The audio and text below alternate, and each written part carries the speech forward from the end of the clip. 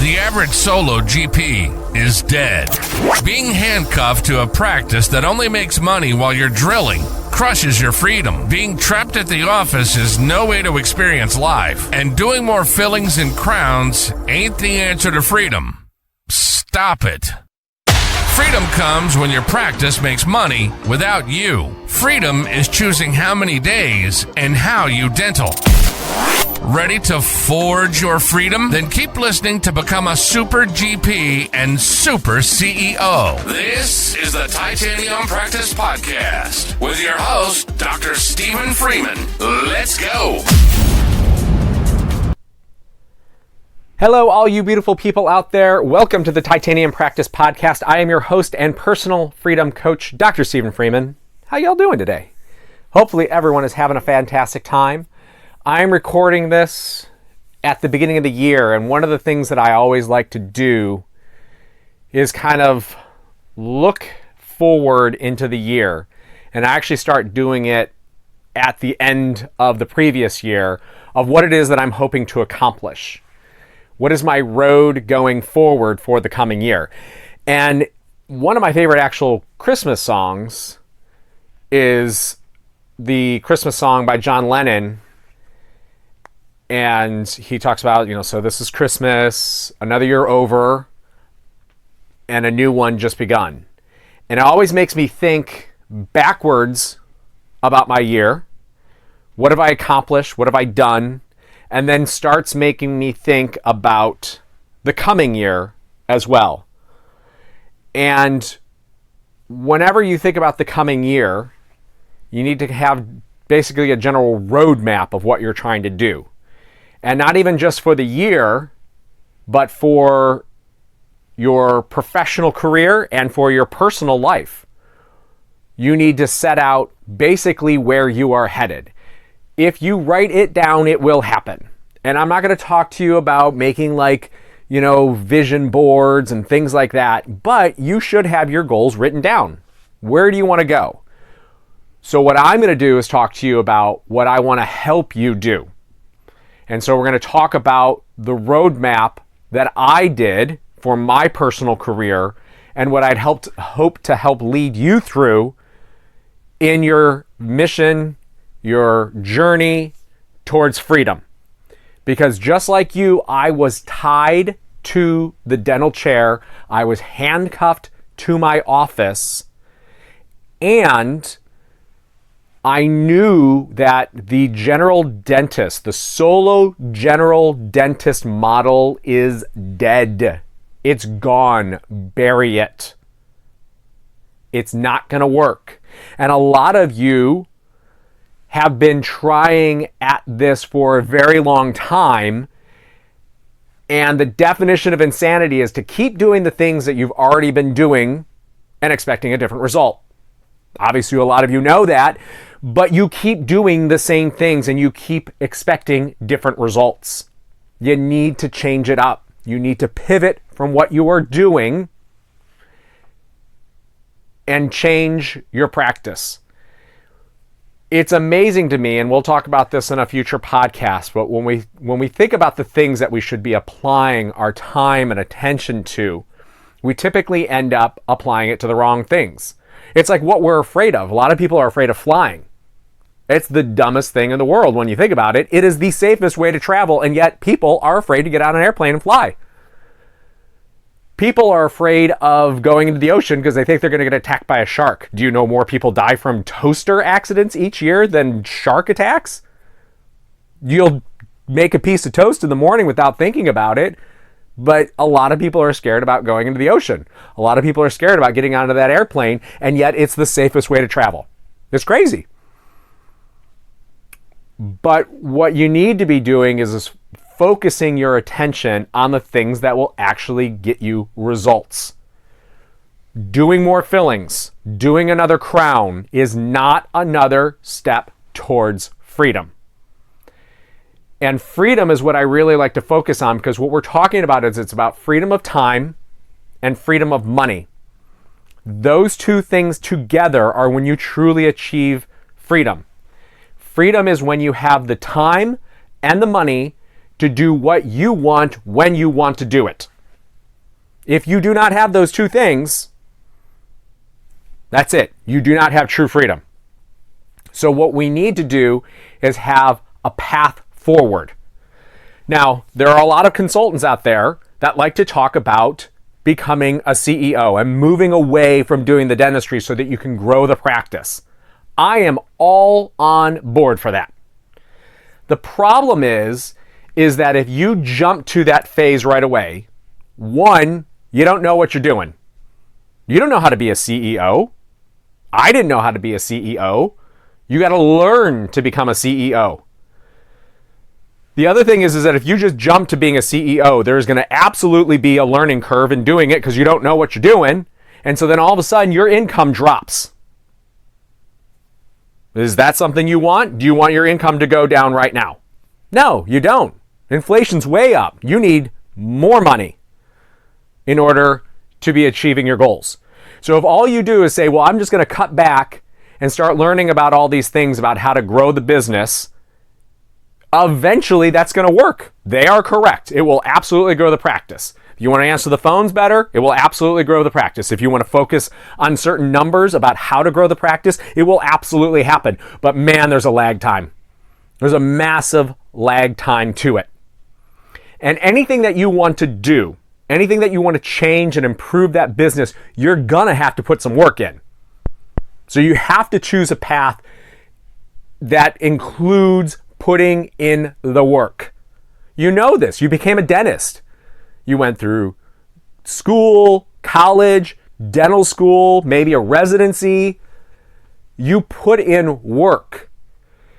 So there's that wonderful book, From Good to Great.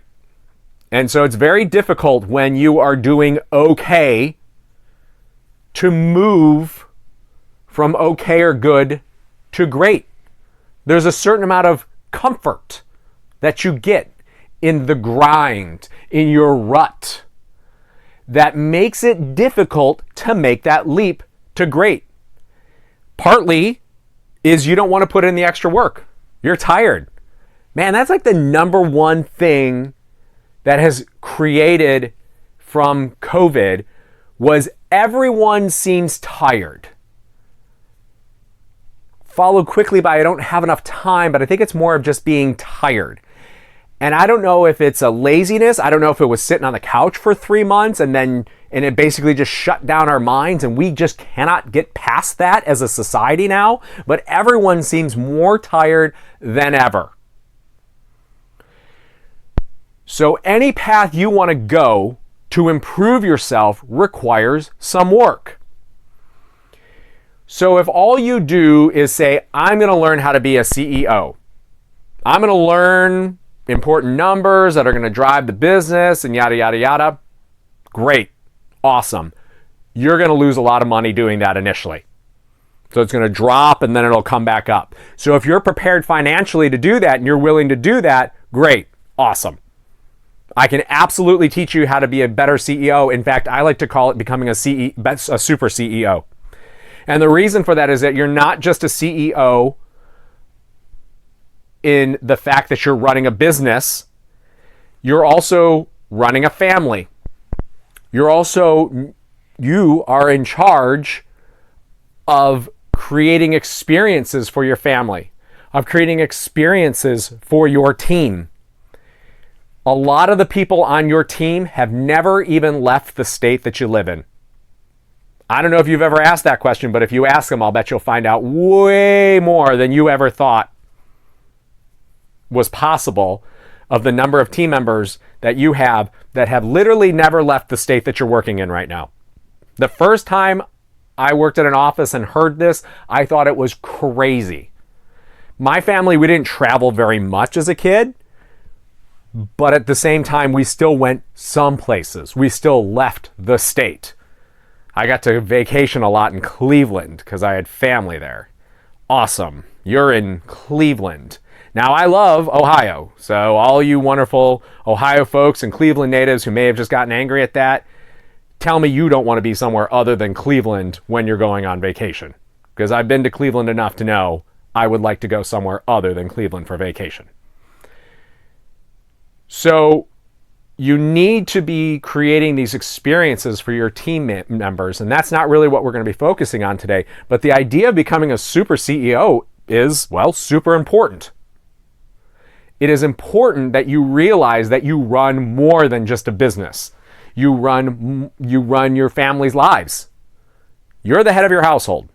Whether you like it or not, you're the head of the household, and you are in charge of that household, and you need to be making sure that those people are having experiences and they're having a great life. You're also responsible to do that for your team members as well. Obviously not to the same degree. I'm not telling you that you need to be taking them on every single family vacation you go on and every experience, but you need to be creating experiences for those teams. It's amazing for culture, but you're also doing them a gigantic favor in the fact that you're creating a great environment for them to be working in. You want to talk about retention? It's going to help out a lot. But the roadmap overall of what we are going to talk about in the titanium practice is the fact that you're going to have to put in work. And if you want to take time to become a CEO and learn how to become a CEO, awesome. You are going to see an immediate dip in your income and you're going to put in a lot of work. What I propose that we do is this. I looked around when I was trying to decide my path forward and said, I want more money, not less money right now. I can't imagine anybody listening to this in this moment that wouldn't rather have more money than less money. So if the amount of work that you need to put into this thing is equal, you're going to have to learn new things. You're going to have to put in some work. Why not actually increase your income right now rather than decrease your income? So I said, what I am going to do after a very, very, very long time of saying I am never going to place implants, I decided I was going to learn how to place implants. There was a surgeon near me who kept sending me not so great implants. In fact, multiple times I needed to be able to actually restore the teeth around the implant in order to be able to get a restoration on top of the implant. And I said to myself, I'm sure I can do at least that quality of work and place an implant. Fortunately, I feel like I've done even better work than that, and everyone has a bad day. So that's not to crap on that guy and say that he's terrible at what he does and things like that, because he actually does a lot of good things as well. But the number of times that I would see that, I'd say there's no reason I can't do this. So I learned how to place implants. I also learned that ortho really isn't that bad if you find the right patients, have someone to help you, and you know what to look for and what to do. So I became kind of a GP orthodontist. While I also looked around, I said, well, look at that. Root canals really aren't that hard to do if you have a system to do it and you know what you're looking at and you know what to do and you have someone helping you do it. So in a way, I became a specialist. I became a super GP. And we're not really going to be focusing on All on X, which a lot of people want to talk about doing super GP stuff like that. I'm talking about the low-hanging fruit in your office that you are referring out every single day and losing a gigantic amount of income from not doing 80% of the stuff that you're referring out. Because I promise you, you can do 80% of the stuff that you're referring out. And after you learn how to do these things, you'll get more comfortable at it, and you'll pick up the other half of that 20% that you're still continuing to refer out. 10% of it you'll just never ever want to touch. It just sucks. You just don't want to do it. The patient sucks, whatever. The tooth is hard, whatever. Does not matter why, but you'll still continue to want to refer some of that out. But how great is that? Send those really hard ones right on down the street to the specialist and let them take care of it. You do the things that you can do, and I promise you right now, you can do 80% of the stuff that you are referring out right now. You are referring out minimum of $1 million a year right now. I promise you, if you did the math on all of it, you are referring out $1 million a year of dentistry. You can do 80% of that.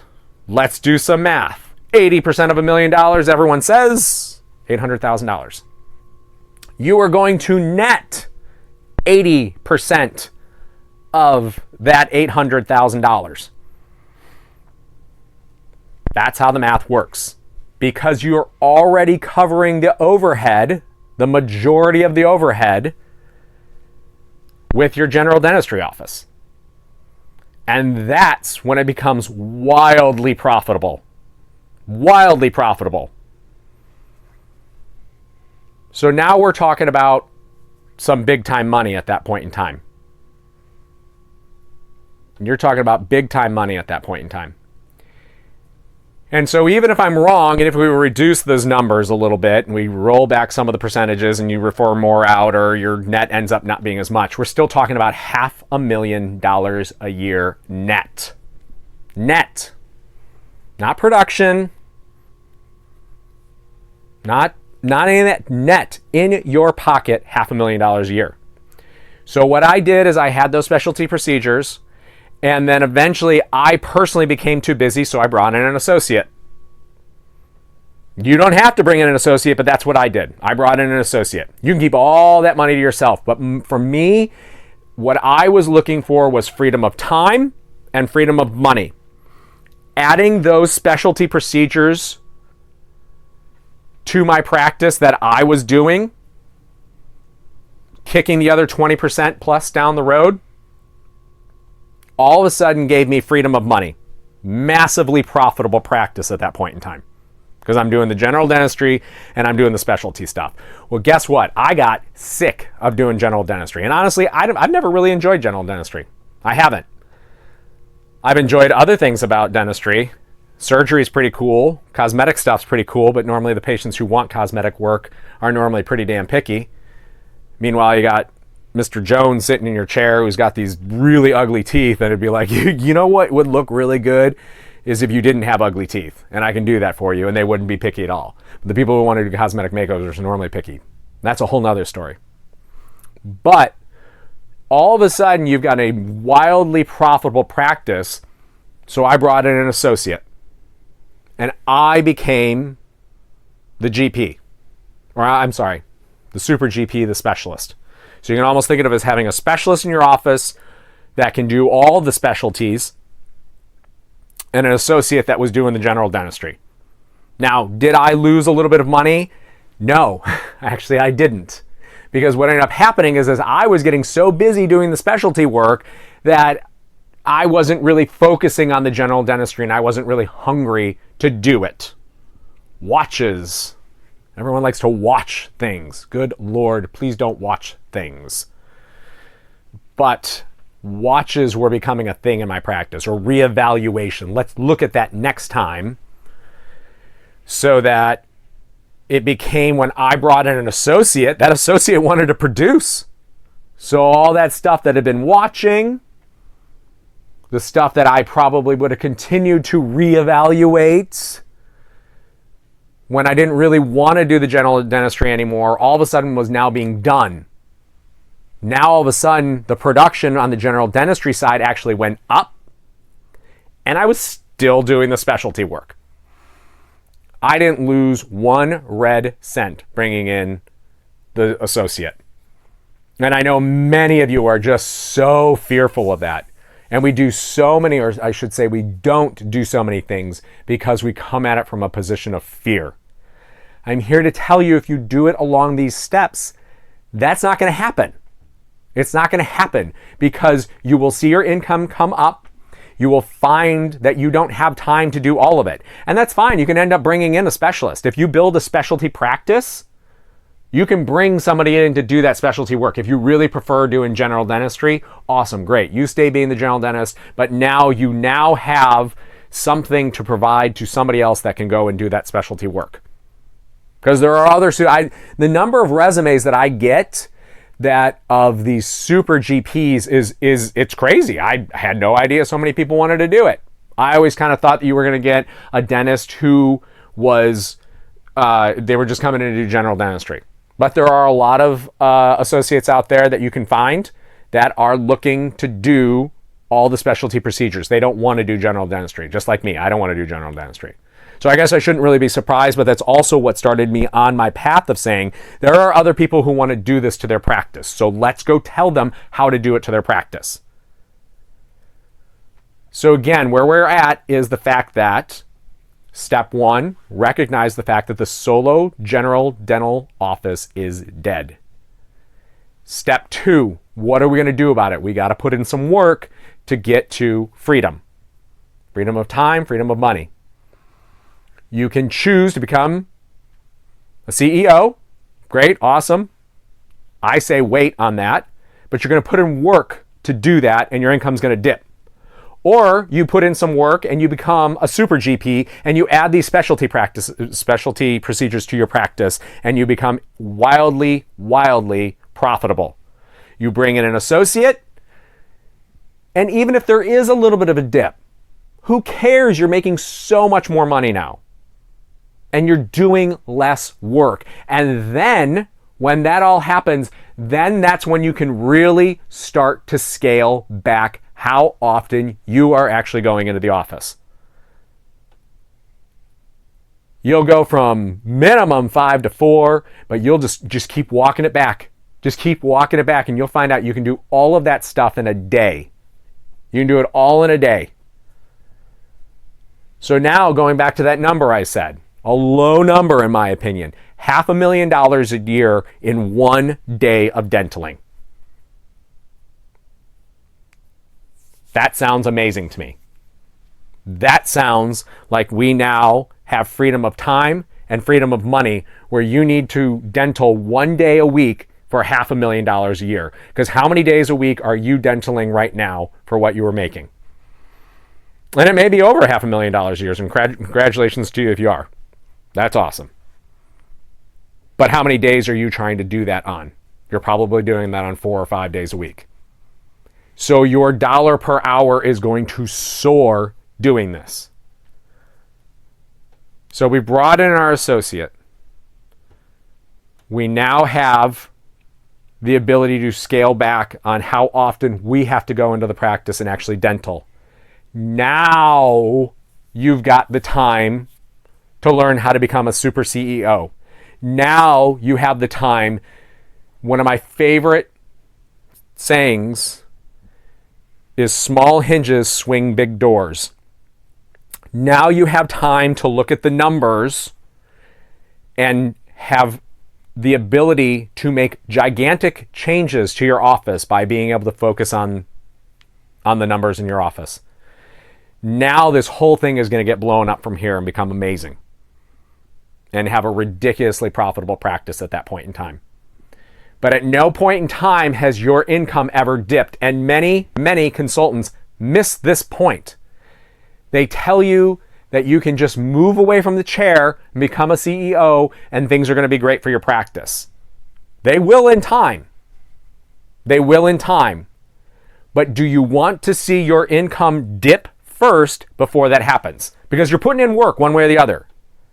You're still going to have to learn how to become a CEO.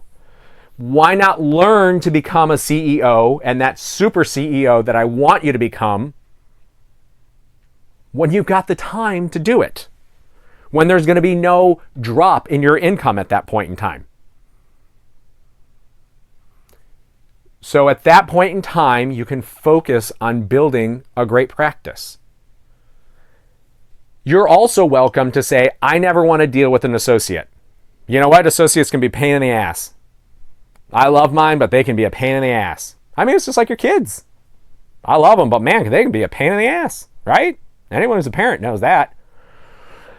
So you may not want to deal with that. Well, fine, great. You can still have this amazing practice where you're going in 1 day a week and making a lot of money, and you're free to go do whatever it is that you want to do with the rest of your time. You may say, well, great.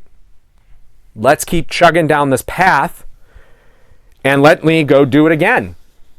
Let me go open another office. Let me go buy an office and do the same thing. You've got the recipe then at that point in time. I'm going to help you with that recipe, and once you have it, you've got it. And you can repeat it as much as you want. And so you never have to dental again.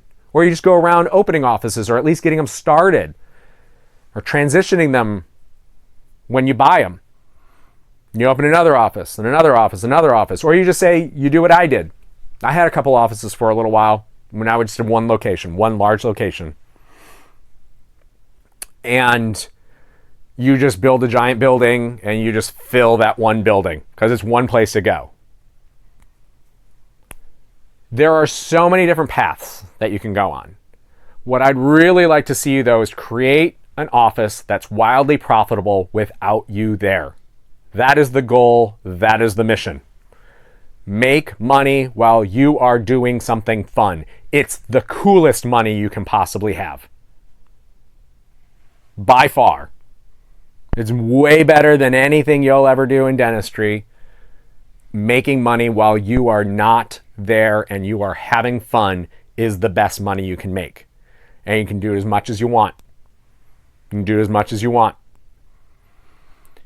So you don't even need to decide where you want to go today. If you want to just continuing just being a specialist the rest of your career, hiring associates, multiple practices, buying practices, just one large practice, whatever you want. You do not need to decide that today, but what you need to decide is that you understand the difference in the path forward. Simply become CEO, drop in income, work to be done.